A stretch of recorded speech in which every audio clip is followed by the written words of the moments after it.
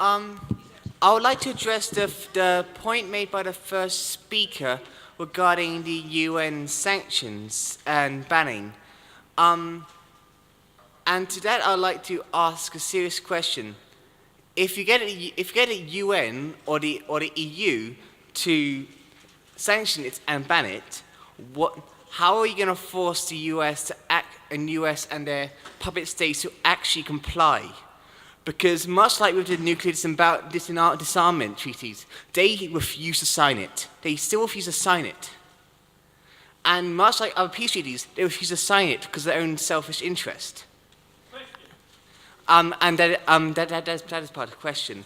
And how are you thinking of resolving that issue if that actually does happen, when a few states end up just ignoring it absolutely? Well, it is the case that states sometimes decide. So the United States never signed the Anti-Personnel Mine Treaty.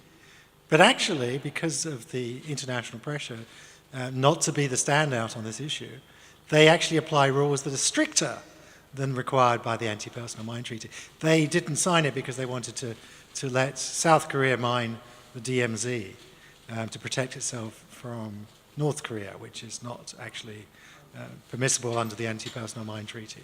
But they apply rules to their use of landmines which are far stricter than those actually required by the UN treaty. So just because a nation hasn't signed a treaty doesn't mean that there isn't the moral pressure to actually act against acting in a unilateral way. And so even if the United Nations doesn't sign any treaty against killer robots, then I'm still hopeful it will not scupper completely the impact the treaty has. Actually, at the moment, the United States is the only nation on the planet that actually has formal legislation against the use of killer robots. The Department of Defense Directive 3001 requires a human to be kept always in the loop in the use of any weapon type. So they're the only country on the planet at the moment that has anything. In fact, what we would like to exist for every other country. So although the UN has been rather slow in the discussions and rather unhelpful, but not as unhelpful as Russia, they are actually the only nation that has actually taken a formal position, a good one, on this topic. I'll just add a comment to that, and I agree with what Toby said, that even the mighty United States is actually vulnerable to international pressure.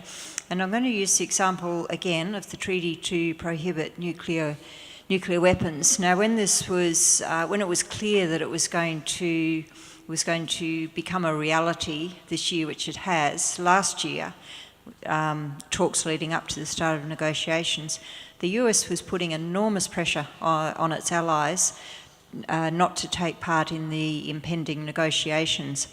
And the US, in fact, late last year sent a letter to its NATO allies urging them not to take part in these negotiations.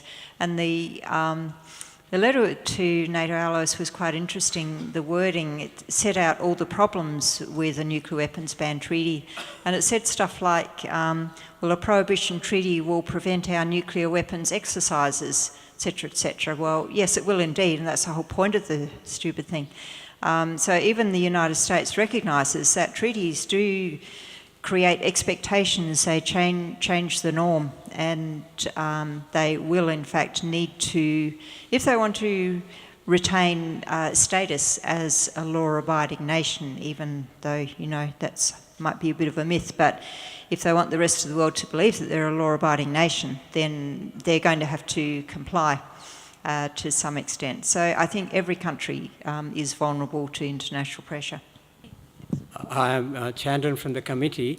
My question is regarding Australia's role in all this. Now, do you really see Australia playing a serious role in a moratorium on this technology, AI technology, at forums like the United Nations? because we don't hear that. What we hear is more of a warmongering type of response from Australia for various events, such as what we saw recently from North Korea. So from your interaction with the powers be, Professor and also Doctor, do you see Australian government, the current government, is seriously working towards any moratorium on this lethal technology? If there's enough public pressure, they will listen. They will respond to the pressure. I have a very good personal example, which was that the time before last, I was at the UN in Geneva, and I was very disappointed with what the Australian diplomats were saying and how unhelpful they were compared to the New Zealand diplomats. That I had a contact in the Sydney Morning Herald. I wrote an opinion piece in the Sydney Morning Herald. The next day, the Australian ambassador to the United Nations walks up to me, who I've never met before at that point, and said, "Toby, we're watching you." Oh, is that good news or bad And so news? clearly, he'd got an email that morning from his political bosses saying, "What's this noise being created? They don't like, their politicians, they don't like their electorate being upset and disappointed with how our diplomats are behaving and how they're behaving in international fora." And all the diplomats said, if there's enough public pressure on this issue, we will make these decisions. And they are largely driven, as they are on so many other topics these days, sadly, by what they think is the short-term public opinion on this issue. And they will act on that chord. So I urge you, if you have contacts in any places, to lobby on this issue. They do listen. They don't like being unelected. No, I think whether it's killer robots or nuclear weapons or whatever weapon system, Australia will catch up eventually, and our hope is that Australia would be out in the forefront, and that may not be the case on either of these weapons or other weapon systems, but Australia will have to catch up eventually. I mean, there was a time, mid-1990s, when Gareth Evans was saying, in relation to landmines treaty is the wrong way to go, it won't do any good, it will in fact make the problem worse, etc., etc. And within a short space of time, it was actually change of government at that time that changed Australia's position. So Australia will catch up on these eventually. Now, I do believe that you cannot make a nuclear bomb without uranium. And there are only a few places in the world where uranium is found, and if the countries which have uranium refuse to sell it, could we stop nuclear bombs being made? And another little question. Now, I believe David Hicks, he was just a naive young tourist who strayed off the beaten track, yet he was locked up for 7 years, I believe, under horrific conditions. And our ex-Prime Minister, who started the war on Iraq, is a war criminal. He is walking free. Is there any chance he will ever be brought to justice? Thank you.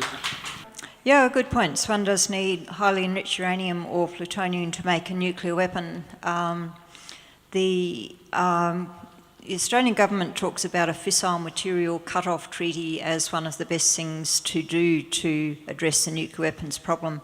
But one of the problems is that there's already so much fissile material in the world, material that can be used to make a nuclear weapon. So I don't think a ban on uranium mining by itself is sufficient to address that problem. Certainly it would help, and there are a number of reasons to stop uranium mining, environment, health and other reasons. It would help with disarmament and non-proliferation, but I don't think it's enough. The issue of John Howard, I think there's a very good case for him to be taken to the International Criminal Court. I know there have been some attempts to get him there. I think he and Bush and Blair should be there over their decision in leading up to 2003. Whether that ever happens, I don't know. But I agree with you. The International Criminal Court tends to be used only for non-white, for example, African leaders who've done pretty egregious crimes, but I agree with your statement that Howard should be at the International Criminal Court. I'll make a political observation about the exportation of nuclear materials. Australia is, I believe, has the second most large deposits of uranium in the world. We will only export to countries where it's going to be used for peaceful users. We export to China. Well, it has to be documented that it's being used for peaceful purposes. Yes? Well, there's another interesting country we export to, which is China, which has the third largest reserves of uranium in the world. So you have to ask yourself, why are we exporting to China when they already have almost as much uranium as us? And it is, the uranium we export to them comes with documentation to show that it ends up in their civilian nuclear reactors. But that allows them to use their own uranium for whatever they like. One uranium atom looks just the same as another. So, whilst we are behaving in a way that might be perceived to be ethical, it's allowing China to do whatever it considers is appropriate with its uranium resources. So I think that's something that we should be calling to account of our politicians. It does raise an interesting question because it does raise the issue for autonomous weapons, for killer robots, that it's much more challenging to put some ban or prohibition in place because it's not a technology like nuclear weapons where you need access to a rare material.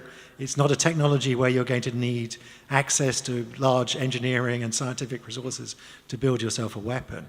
And so a lot of people say to me, well, isn't that going to spoil your chances of getting any sort of ban in place? I say, actually, no. It does make it more of a challenge. But these are exactly the same challenges that we have today with chemical weapons and with biological weapons. It takes the sorts of chemicals that you can go and put in your swimming pool to make yourself a rather primitive chemical weapon. It takes a very limited amount of knowledge. You don't even need university knowledge of chemistry to build yourself a chemical weapon. So it's not a difficult technology to either know how to make or even to access the ingredients for.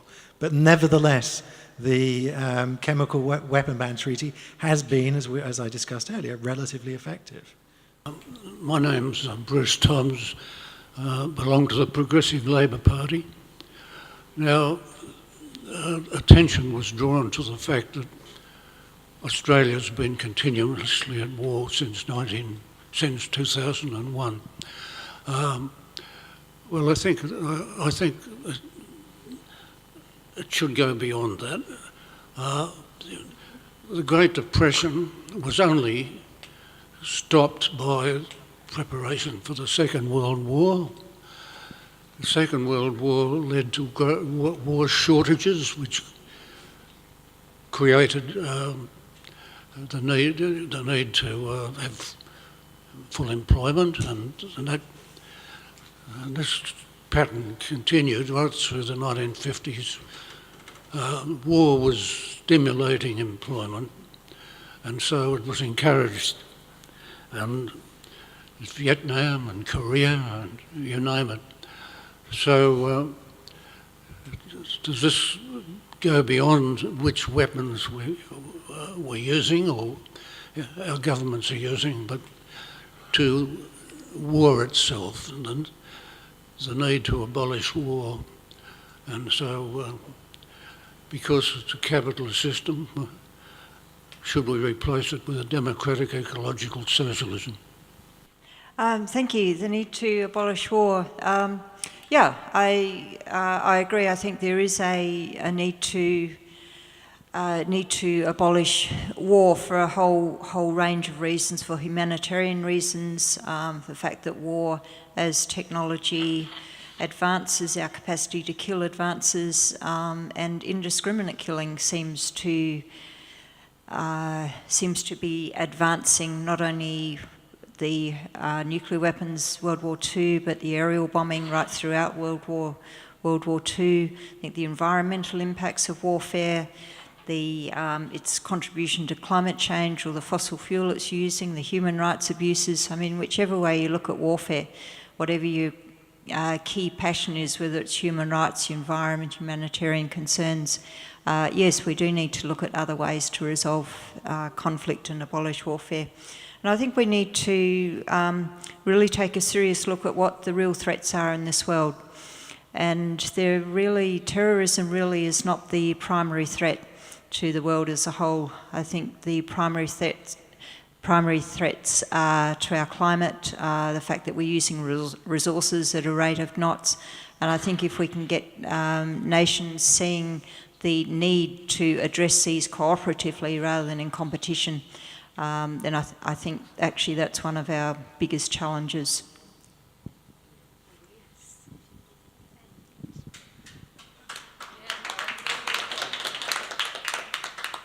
I'll just say that there is certainly a major force in many of these issues is the military-industrial complex, and the fact that they are a major driving force to build both AI, autonomous weapons, and some of these other things that we've talked about. So we really need to address how they're actually distorting everything here.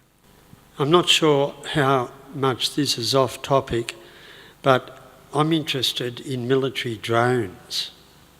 What the Australian military forces have in the way of drones, what they're used for, and where do they come from? Israel. Well, I think that's one of the places, but I'd like to hear the speakers if they've got some knowledge about that, because it is a developing field. And I don't know which program I saw it on, I think it was last night or the night before. There was somebody in the military, Australian military, with a big drone beside him, was leaning on it, patting it. I don't know what sort of drone it was. Of course, there are different sorts of drones. I don't know, they're not fully autonomous. Maybe they're just semi-autonomous, but they're dangerous.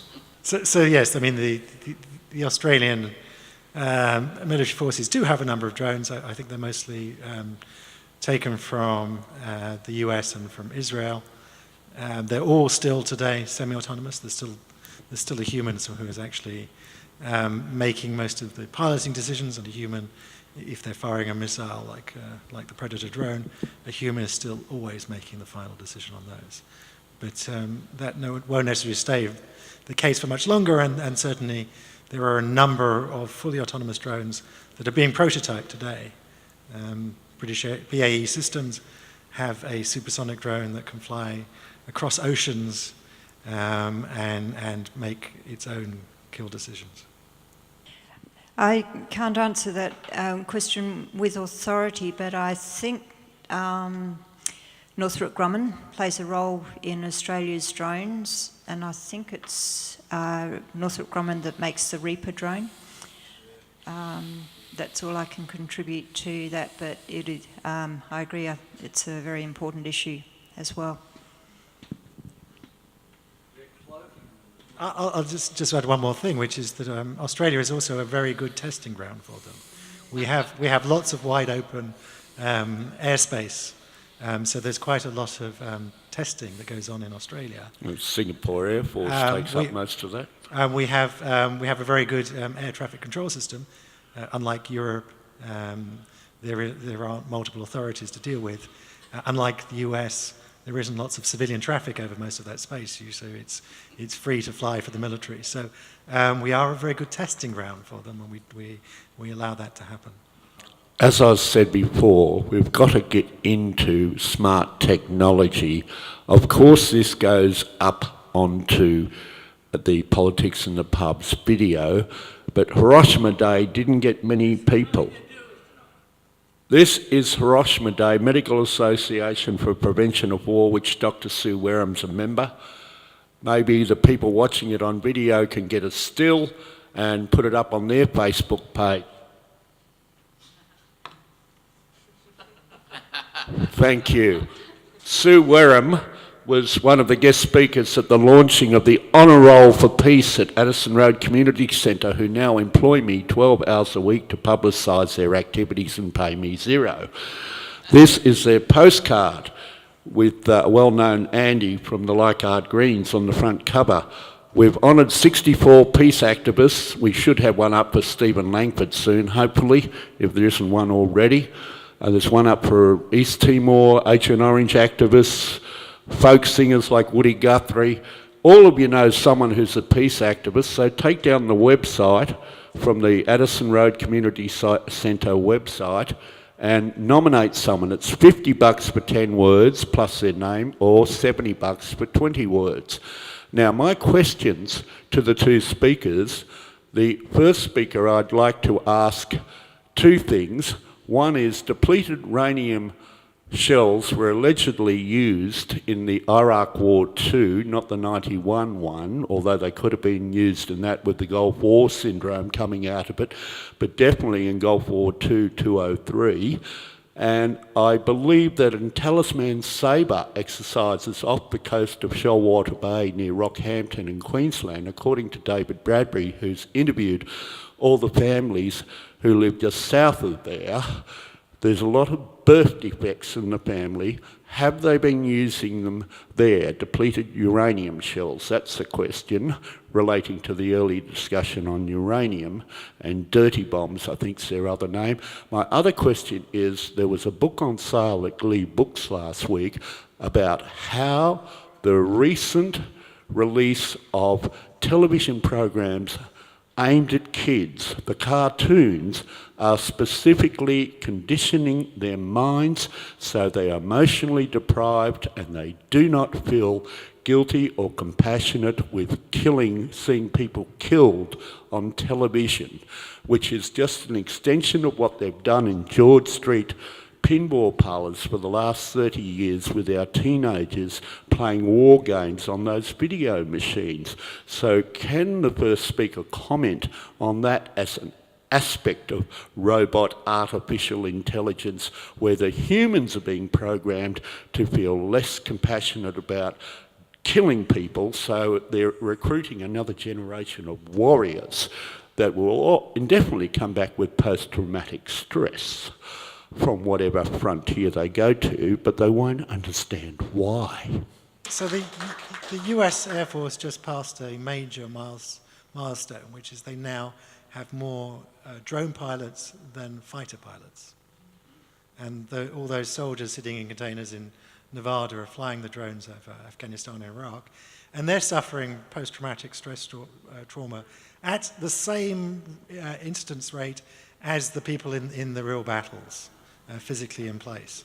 It is having a terrible effect on those people's minds. And it creates a culture where the person sitting in the White House, I think, can think it's too easy to fight war, where you don't have to put boots on the ground, there aren't any US soldiers at risk, and therefore it's easier to make surgical strikes and things like these. All these words should be used with apostrophes around them because they're always not surgical strikes.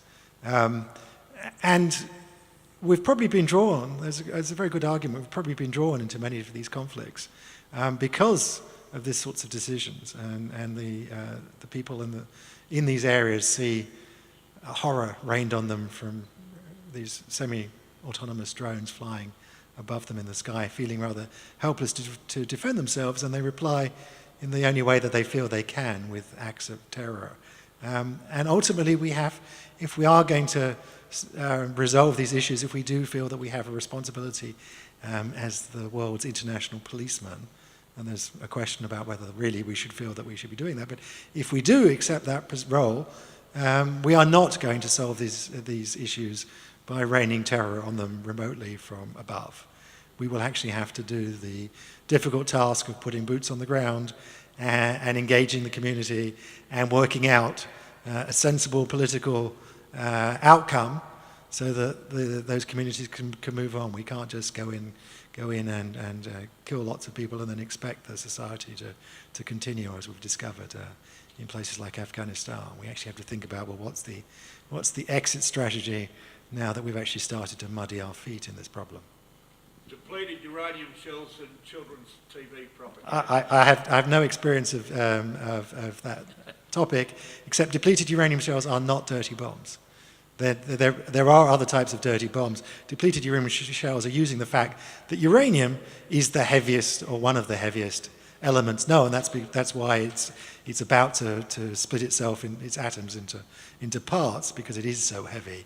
And that's then used as a kinetic weapon to pierce very thick armor that would otherwise be resistant to the armor-piercing shells that are being fired at it. Tanks, etc.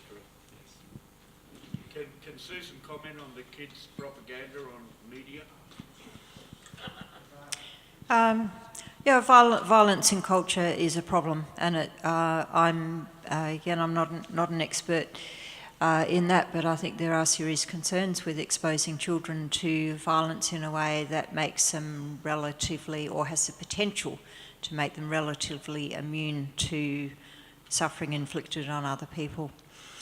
The issue of depleted uranium is a very serious issue. I don't know if it was used in the Talisman Sabre exercises, but it certainly has been used in various theatres of war, Iraq, Afghanistan,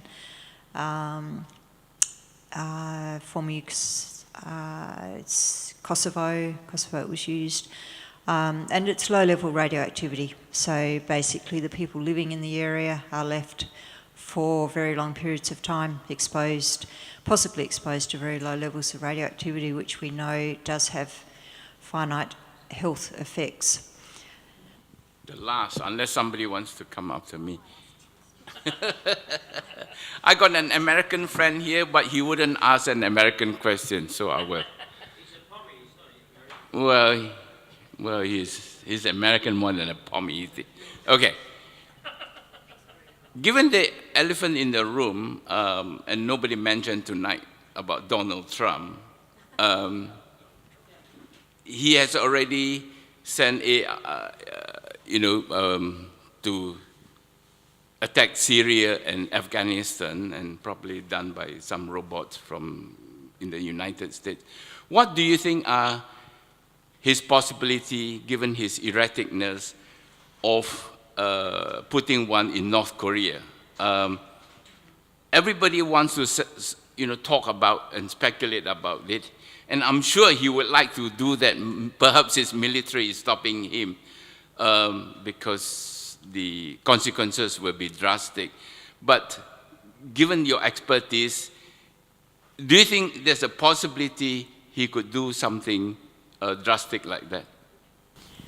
Yes, I do, and I think it's an extremely worrying time to be living through, even though we know there are some constraints and we hope that there are sufficient, but I think what we've tended to overlook during the nuclear age is that we've sort of lived on a knife edge for this 70 plus years, and as I mentioned earlier, the number of times when we have come very, very close to a global nuclear war, and it's been averted, maybe by the decision of one person at the very last minute. The Cuban Missile Crisis, 1962, that maybe, according to some people, maybe wasn't even the closest we came to nuclear war, but it was pretty close. Robert McNamara, who was Defence Secretary at the time, said we were a hair's breadth from absolute catastrophe at that time. And one of the lessons of that period was, and the leaders who were involved on each side at the time, sometime after the event, started meeting and talking about their respective experiences, and they realised at that time that they didn't know what the other side was thinking, and that's a very, very dangerous situation.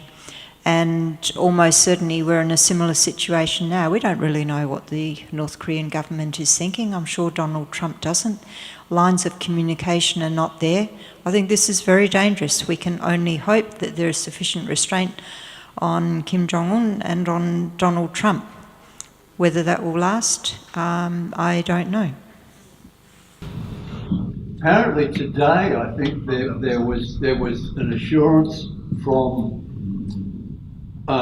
by the United States or the South Korean guy Moon had an assurance from the Americans that they would not attack the North without having the South's consent to that action, and that in effect hopefully neutralises the situation, because the North has said that if there is an attack by the Americans, then it could not possibly have been done without the consent of the South. Therefore, they will attack the South immediately. Now, if there is whatever's happened today, that I think did happen today or yesterday or something like that, that the South has achieved an assurance by the Americans that they would be consulted and that an attack wouldn't happen without their consent, then perhaps it's eased out somewhat. Well, I do think that Trump is possible of anything, so we should be very concerned. He is ultimately able to reverse his decisions and make the most absurd decisions at times. So I remain very concerned. The only good thing is that I think we've discovered that there is a world political leader who is less, is more insane than Kim Jong-un.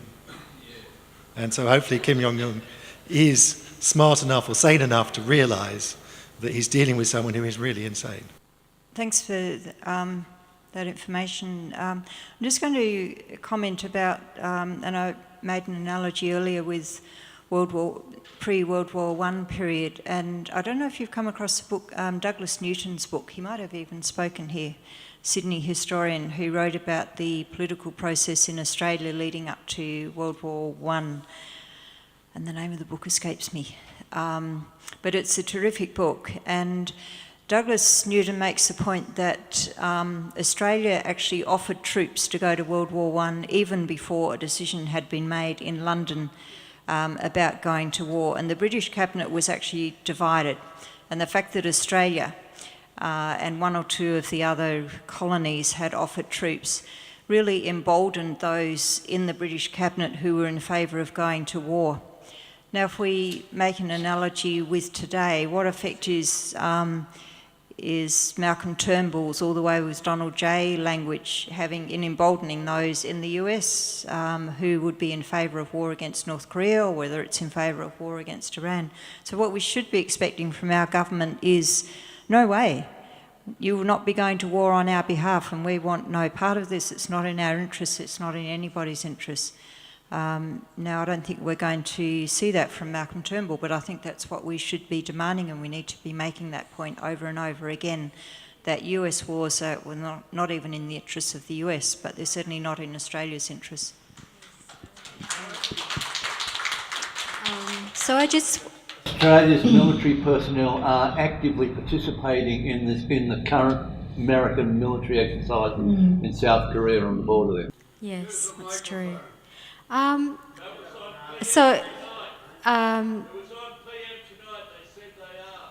Yes, that's true. I heard that too. Well, at least I heard it on the radio, so I suppose it's maybe true. So I think we've come to the end. I just wanted to ask one question of Toby about the campaign for to stop killer robots. I just wondered how organised it is around the world, and whether you have much support in Australia, and whether you're making connections with other peace groups or anti-war groups in Australia, such as Sue's organisation. So there is this thing called the Campaign to Stop Killer Robots that's been in existence now for 3 or 4 years. It's an umbrella organisation that brings together a number of NGOs that are active in this space. It's led by a campaigner at Human Rights Watch, but it brings in a number of other organisations. There's the International Committee on Arms Control and Robotics. There's a number of other organisations that are brought into this umbrella. So it is it doesn't have a huge amount of funding, and they are limited in what they can do, and it would be good to see more public support. So if you've been convinced by some of the discussion today, I encourage you to join the Campaign to Stop Killer Robots or one of its member organisations. So how can people do that? Is there a website to go to? Oh yes, there's a website as ever. Just go to your favourite search engine and type in Campaign Stop Killer Robots, and you'll go straight there. All right, well, thank you. Can everybody put their hands together and thank the speakers? It's been Very interesting talk tonight. Next week, please come along to the talk on tax, and we'll see you all again. Thank you very much for coming.